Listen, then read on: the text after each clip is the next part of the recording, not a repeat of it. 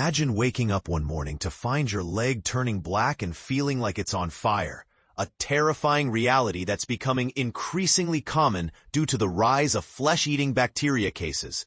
Climate change is the culprit, according to scientists, and it's essential to understand the risks and take precautions to protect yourself. Linard Lyons, a resident of a tranquil fishing village in Louisiana, learned this the hard way when a tiny scratch on his leg nearly cost him his life. He had been preparing crab traps for his grandchildren, just like he had done thousands of times before. But this time, he noticed a small scratch that would change everything.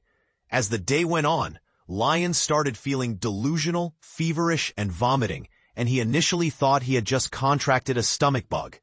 However, when he discovered a series of blackening sores spreading across his left leg, he knew something was seriously wrong.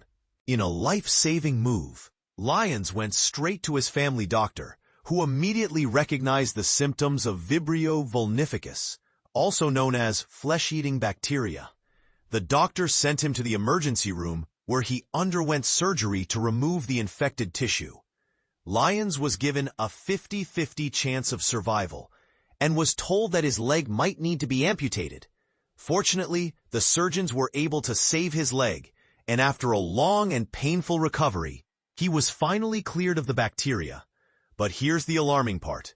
Cases of Vibrio vulnificus are rising, and climate change is to blame.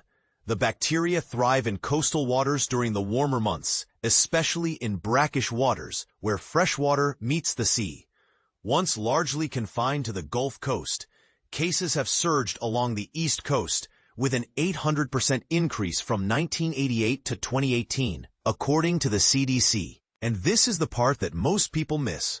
Vibrio vulnificus can also be contracted through consuming certain foods, such as raw or undercooked shellfish. In fact, a single oyster can contain as many as 1 million Vibrio vulnificus cells, according to Dr. Jim Oliver, a professor at the University of North Carolina at Charlotte. The broader risk is that many people with Vibrio vulnificus infection can get seriously ill and need intensive care or limb amputation, and about 1 in 5 people with this infection die, sometimes within a day or two of becoming ill. But what's even more concerning is that climate change is fueling the spread of this potentially deadly bacteria.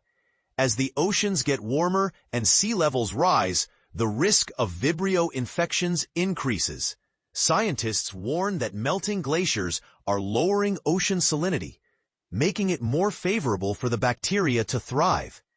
As the climate warms, more bacteria stay alive through the winter, worsening outbreaks in the summer.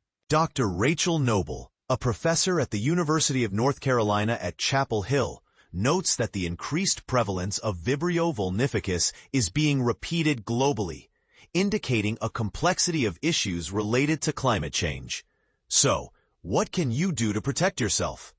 If you plan to be in coastal water, assume it's contaminated with Vibrio, and avoid the water if you have cuts or wounds that could be potentially infected. And if you develop symptoms, seek help immediately and get to the emergency room. Awareness saves lives, and it's crucial to spread the word about the risks of Vibrio vulnificus. As Lyons says, "I hope my story helps people understand what to look out for.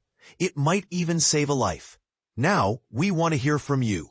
Do you think climate change is the main culprit behind the rise of flesh-eating bacteria cases?